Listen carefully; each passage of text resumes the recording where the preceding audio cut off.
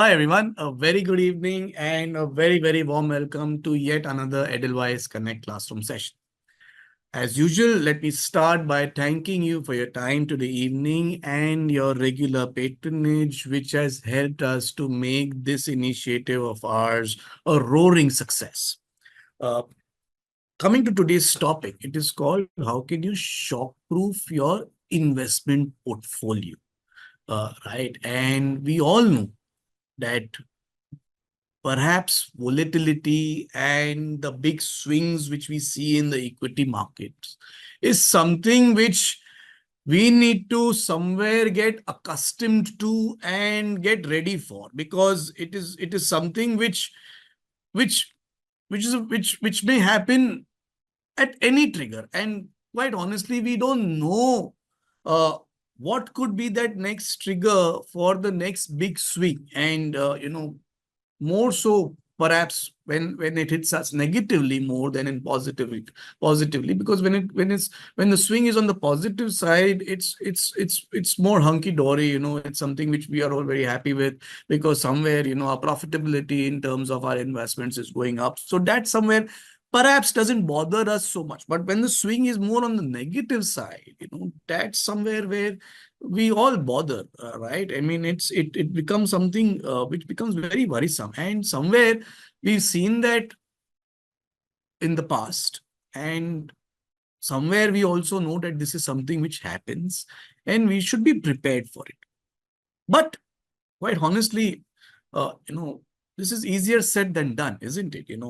Whenever there is an uncertain or an unexpected moment, more so, like I said earlier, also on the negative side, it does make me worried as an investor, right? I mean, I start thinking, what is it that is happening? Why is it happening? Why is this happening? What should I do more importantly in this situation? So thoughts like, should I, stay put with my investments? Should I rejig my portfolio? Should I book my losses? Should I pause my investments and not go any further? All of these thoughts start coming in my mind, and to move ahead and come to a conclusion as to what I should be doing. What do I usually do? I mean, we, all of us as investors, we start digging for more information. We start reading a lot more. We start analyzing a lot more of the data and the news that's coming. And I all of this is something which I'm doing because, quite honestly, I become very uncomfortable, with major swings. When there are small movements, uh, it's not something which bothers a lot of us too much. But when there are big movements, it does have an impact in our mind, and I start worrying about it. So very honestly, in our today's session, in our today's discussion, my endeavor is going to be to share some very doable tips, which will to an extent help us to shock-proof our investment portfolio. Not saying that, the volatility in the markets will completely disappear. That's never going to happen, right? But following these steps will put me in a better position, to manage and overcome such events. So that's going to be something which I'm going to talk to you in the next about 30 odd minutes. As usual, we look forward to your queries and questions. So please post them in the comment and the chat box. I will respond to each and every one of those towards the end of our session. Okay, so on that note, let's begin with our session today, and let me start uh, with a very infamous quote by a Stanford professor, which says, things that have never happened before happen all the time. Now, this is so true, for all of us who are investing in the financial markets, right? Because there have been, I mean, if I just go back a little in time, there have been a lot of crises or shock events that we have seen in the last 15, 16 years.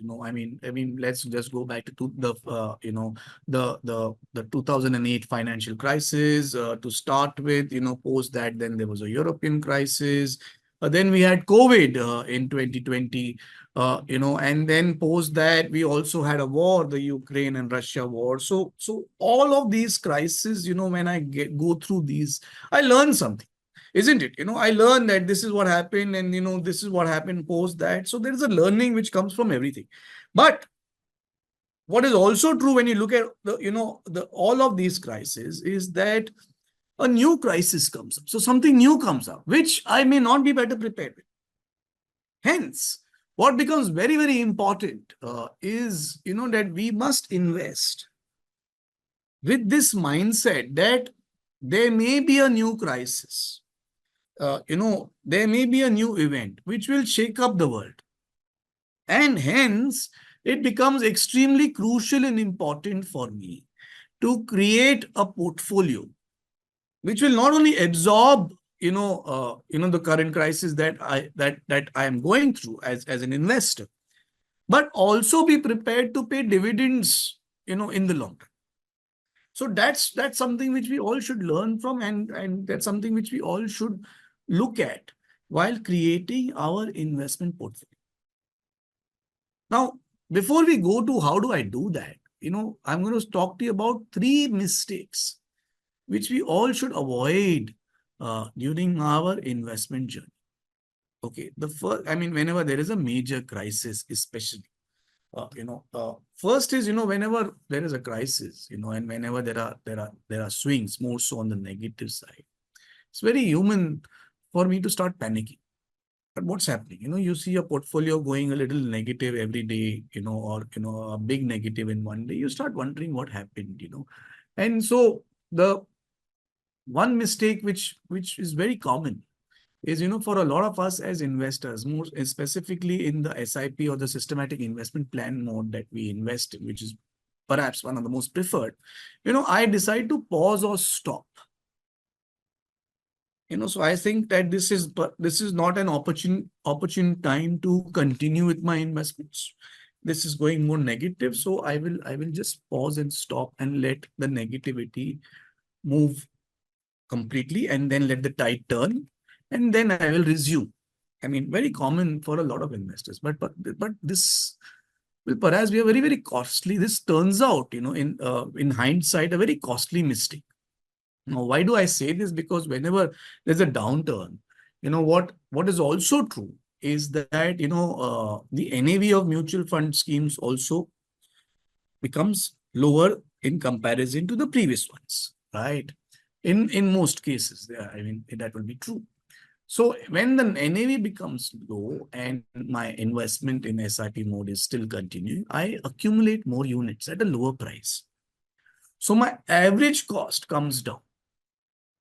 And because my average cost comes down, when the market, upturn starts, and the market reverses and starts moving in the positive side again, you will see that all of these, help you come out of that much faster.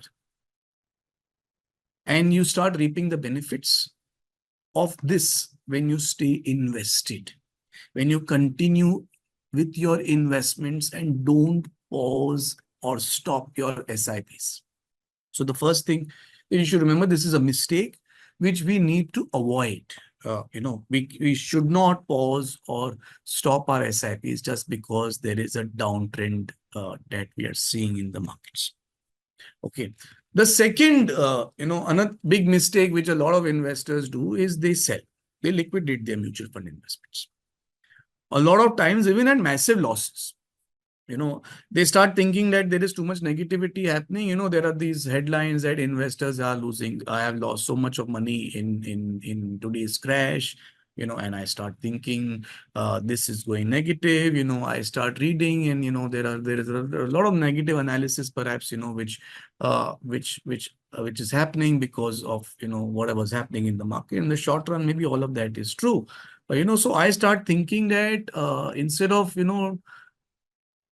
letting my portfolio go through further losses, let me save whatever I can. So I sell. and this works negatively. Why does this work negatively? Because what we also know is that the markets are not always negative. They turn back, right? And the turnaround in a lot of instances is much faster also. So when the markets turn around, I will have to then start investing again from scratch, because I have liquidated everything. I may have even spent, or I may have invested somewhere else. So and going back in the markets at that point in time may not be as easy for me. So liquidating everything, especially because when I don't need the money, but just because markets are correcting, is a very, very big mistake, which people realize. A lot of us also realize in hindsight. I mean, if I just go recently, COVID was a crisis which came and markets crashed. I mean, when the lockdown was announced and the markets crashed drastically, and a lot of us as investors at that point in time thought that it's better to sell rather than stay invested, because we thought, for how long will the markets remain negative was a question mark. But same year, markets turned around and became handsomely positive by the end of the same calendar year, 2020. So clearly, people who stayed invested were the ones who were happier, who were the ones who made money. And for a lot of us, maybe we had to start again. So staying invested and letting your assets grow is the more important part. And selling, if you don't need the money, is a very, very big mistake, which a lot of us have either made or will even make whenever there is enhanced degree of volatility or major crashes that we will see. So we need to stop ourselves from doing this. That's the second one. And the third one is staying away from investing altogether. There are there is a lot of literature, there's a lot of talk that perhaps when the markets are correcting, it's the time when you should enter, when we should buy more, because that's the time when you get good companies at a cheap price. I mean, when NAVs drop, when you talk of mutual funds, the same scheme you're getting at a cheaper price. But what I start thinking, no, there is negativity, I should stay away completely. I should wait for the turnaround to happen. When turnaround happens, markets run, then I start thinking, is it still a good time? Is it should I still wait? There are a lot of questions which keep on bothering me at all times. So staying away from investing is never the answer. It is important that I do my research, talk to experts, understand what are the good investment or suitable investment avenues and schemes for me, and continue investing. Staying away is never the answer, because staying away means perhaps I'm not allowing my investments to optimally generate the returns that they should for me. And then in the long run, I may not have the requisite money which I need any which ways. So how will that anyways help? So don't stay away from it. So these are three mistakes which are very common. One is, pausing and stopping, my SIPs. The second is selling at a loss, liquidating at a loss. And third is staying completely away. All of these three are very, very big mistakes, which we all as investors, if we've gone through this, would have realized that this is a mistake.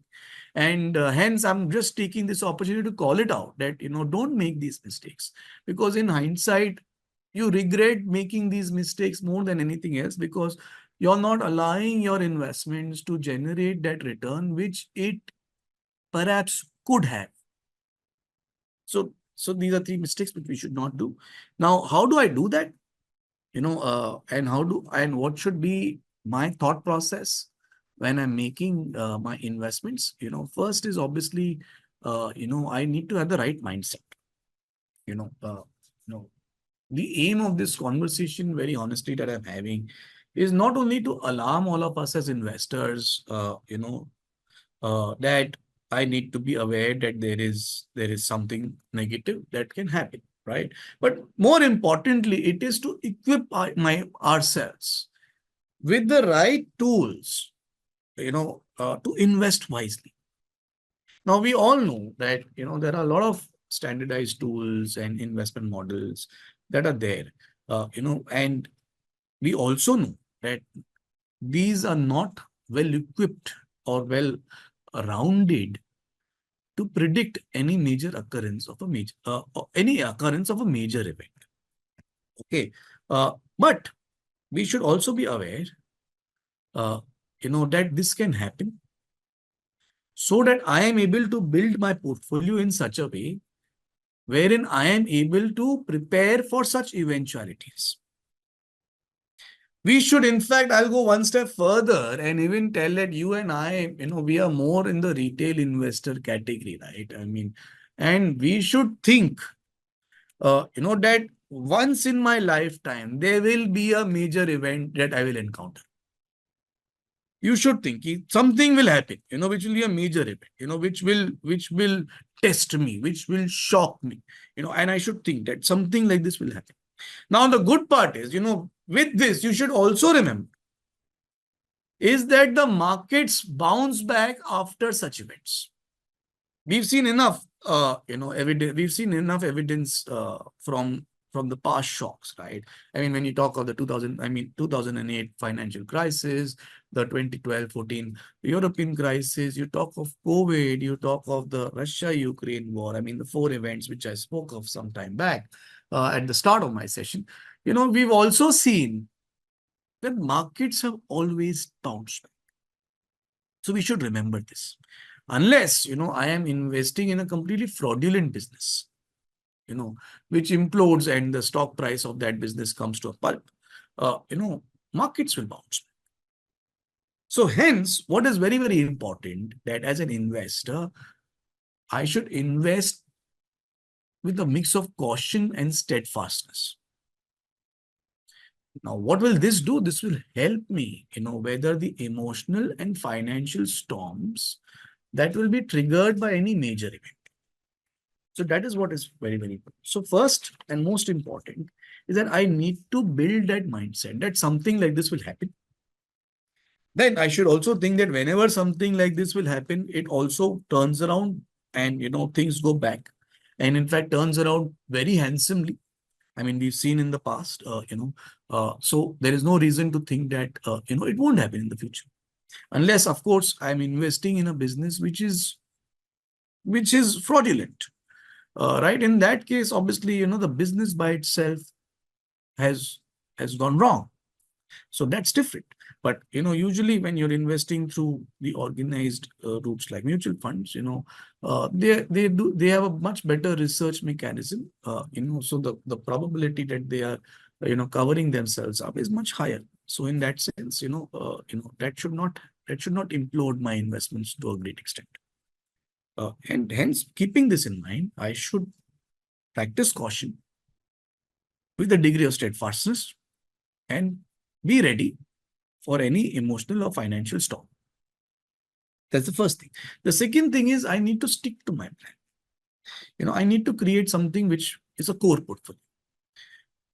When do I need my money? How much do I need? Why do I need? How much risk can I take? These are some very, very simple questions which I need to keep in mind.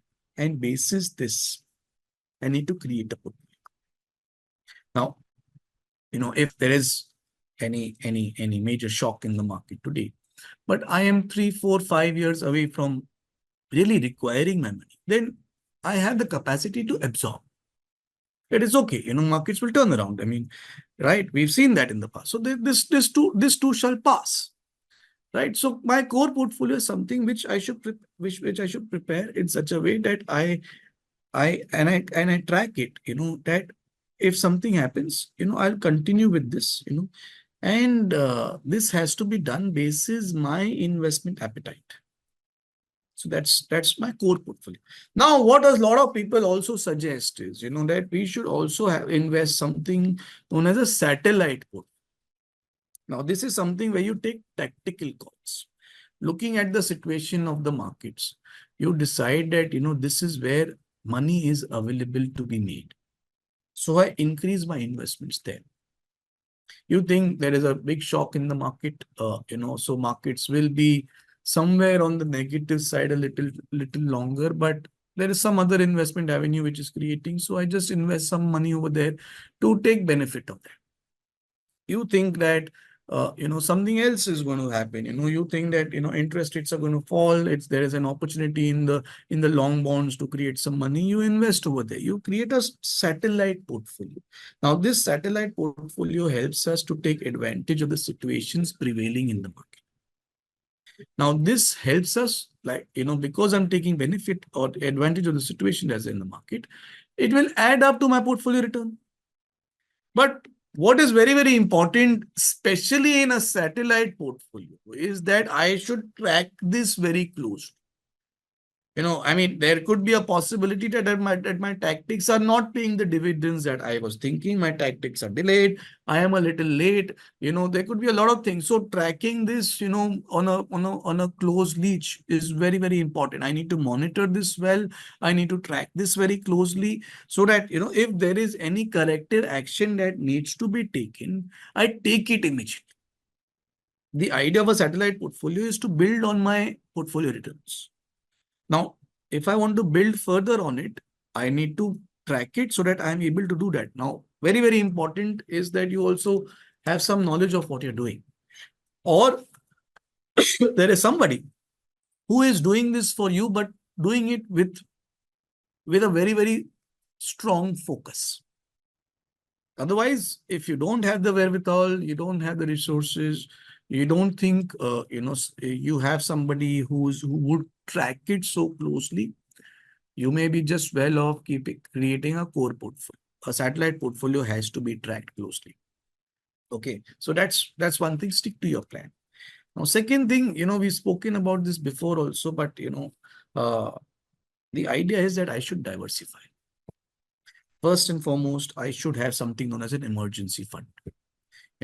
I mean, if I were to talk of emergency fund, we usually say at least 1 year of your living expenses, 12 months is something which you should have. I mean, now there is a debate over here. Some people say 6 months, some people say 3 months. I mean, to be on the safer side, I'm saying 1 year.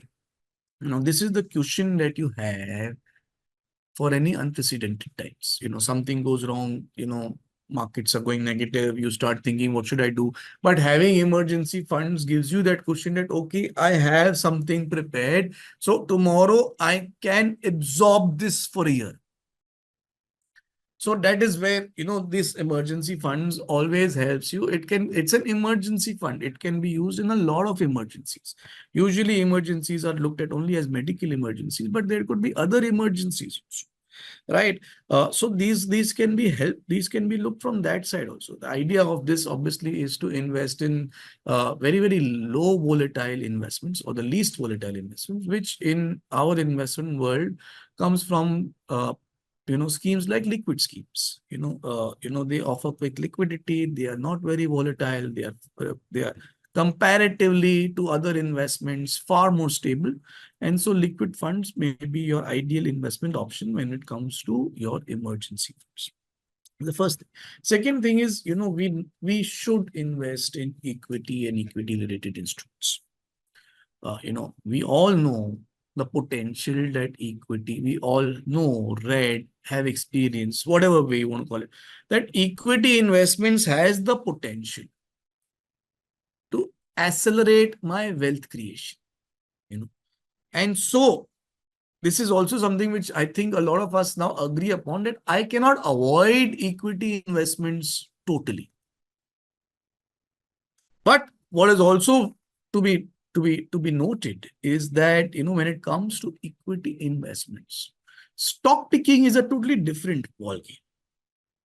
There's a lot more research, there's a lot more details that I need to know before deciding on which stock to buy. It's not everyone's cup of tea. I can tell you this with complete, authority. I mean, it's not my cup of tea either. So hence, the next best or the safest approach for me is to invest in equity-based mutual funds. But we should invest in equity-related instruments or equity markets directly, wherever I'm comfortable with, because this investment actually has the potential to generate wealth and accelerate my wealth creation journey. So I should do that. Third is, invest in commodities. gold is a favorite, right? And we all know that gold has worked as a hedge against inflation. Now there are a lot of ways in which you can invest in gold, but I think the best and the easiest way is to invest in gold, funds through mutual funds. you know there is no storage issue, there is quick liquidation, there is no hassle, there is seamless investment and redemption, so you don't have to worry about finding the right buyer, right price, purity. None of this is a stress, and you still get returns as the value of gold. So look at gold as a third investment. This is something which we should all do. And the fourth is, if I were to really create a well-diversified portfolio, then perhaps, looking at international funds is also not a bad idea. Today, a lot of asset management companies offer, international investment options, typically through, something known as feeder funds or fund of funds. And this helps because let's say there is some stress in Indian markets, but there is no stress in, international markets. So Indian markets may correct a lot more in comparison, but those markets may generate something positive for you. So a well-diversified portfolio may look at international also as a very, very serious investment avenue, just to offset, domestic risk. Right. Of course, currency, fluctuation is something which we should be cognizant about. Taxation is something which we should be cognizant about. And basis that, you should tabulate on what should be your expectation in terms of returns. So that helps. But it is a good investment option which is being explored very, very rigorously by a lot of investors, or regimentally by a lot of investors, and it should be something which you should look at. And lastly, one more thing which we should all do is cultivate the right investment behaviors. Now, whenever there's a major event, that triggers the market, there is a higher degree of volatility that we see. We see stock prices plummet, and what then this does is this puts us into a higher degree of panic, right? And this panic then, like I said at the start, also will make you do some of the other mistakes. Some will sell, some will pause, some will, stay out of investing. And, when you pause or when you sell, more importantly, you see that, you've made significant losses.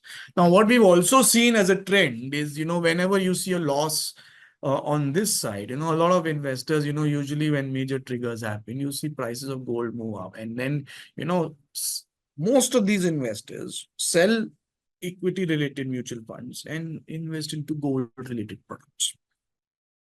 And very honestly, this is a very erratic behavior that we exhibit, because the question that you need to really ask is it the right time to invest in gold to that percentage? We spoke about investing in gold being a good idea. I'm not denying and debating that aspect at all. But is it the right time to increase your percentage of investment into gold? Is a question which you should ask. We need to adopt and adapt a mindset of perseverance.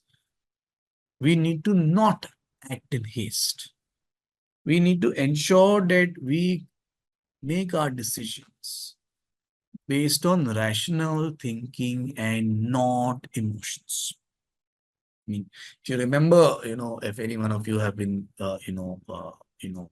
have seen the video, it's there on our YouTube channel. We have a very nice video of how I can avoid emotions during my investment journey.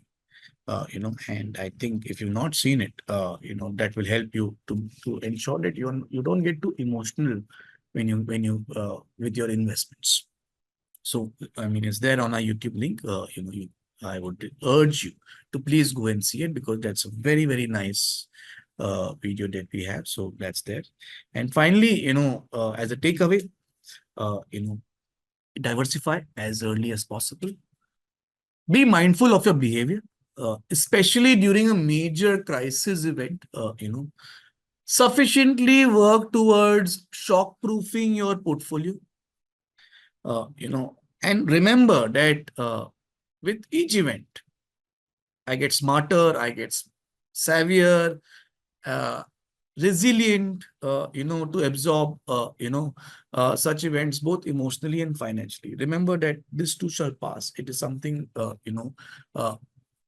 maybe not similar, but something, in some form or the other that you may have seen in the past. So we learn from it, we adapt, and more importantly, we stay put in our investment journey so that we actually allow our investments to optimally generate the returns that they have the potential for. This is what I had for all of us to share. As usual, I look forward to your queries and questions. Please post them in the chat box, and I'll be more than happy to respond to those. If you have any queries or questions, please post them in the chat. Okay, one question which has come is, are emergency funds really important? And if yes, how should I build on it? Like I said, emergency funds are a very, very crucial aspect of investment because, like the name suggests, it's an emergency fund. We don't know when an emergency will hit us. Now, there could be various types of emergencies, right? I mean, it could be a medical emergency. It could be a professional emergency where maybe, I am out of job or my profits are low, or I have a pay cut. It could be, emergencies could be in various ways. So in that sense, having an emergency fund helps to create that cushion, which aids in ensuring that, the stress levels during an emergency are lower because I can manage it financially. So in that sense, creating an emergency fund is extremely crucial. Now, there are people who think 6 months. I think to be on the safest side, to ensure that my stress levels are low, I should be looking at about a year, But having an emergency fund is something which is, I think, very, very important, and you should look at it. Okay, one more question. Advice or suggestion with respect to direct investment in stocks, how to remain calm. First, obviously, I would say that if you're a direct investor in stocks, you should do a thorough research. You should know the company. You should understand, reading balance sheets, reading data, comparing fundamentally, technically, do your analysis first and then make an investment. Keep your eyes and ears open. To check whether everything is fine, or there is some major issue in terms of investments. If you think that the issue is something which is not short-lived but will stay with the company for a longer period, you would also perhaps need to take a hard call in terms of whether you want to stay with that investment or move on, so to ensure that you are able to cover your losses. My advice, very honestly, is if you don't have the wherewithal, knowledge, skill, expertise to do direct stocks, stick to mutual funds. Let the experts do the hard work, and you can enjoy the fruits. Anyone else with any queries or questions, then please feel free to ask. I'll be more than happy to respond. Okay, we'll wait for a minute or two more in case you have any queries or questions, before we can start winding up the call. Okay, another interesting question which has come is, should I book profits in equity funds and reinvest in other funds avenues? So I'm not a personally great fan of profit booking. This is a new trend, which we've seen in the last 1 odd year, where people think that the markets have rallied too much. And since I have created handsome gains, why should I not profit book? This is a new trend that, we have seen. And quite honestly, it's not something... quite honestly, I'm not a great fan of this because unless I need the money, there's no point in removing the money. because I'll remove and put it somewhere else. Will that generate similar returns, or no? Why? I mean, is there any basis for me to remove? I mean, personally, I'm not a great fan of this term called profit booking. Unless I need the money, number one, then you obviously remove the money, or unless you're, closer to your requirement. So you don't need the money right now, but in the next 1 year, 1.5 year, you would need. So now you're safeguarding this surge, which is different. But if I have a longer avenue to stay put, I don't need the money. I don't think I would need the money for another 3, 5 years. Then there is no reason to move this just because something is rallied. To be very honest, you should stay put, let the money grow.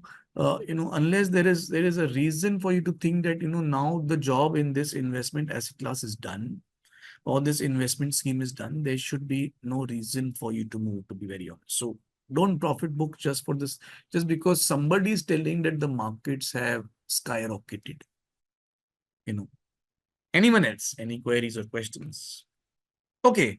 So I guess, thank you very much, as usual, for your time and patience to hear us out. I hope this program and this session that we conducted helps you better manage, the shocks that we may face during our investment journey.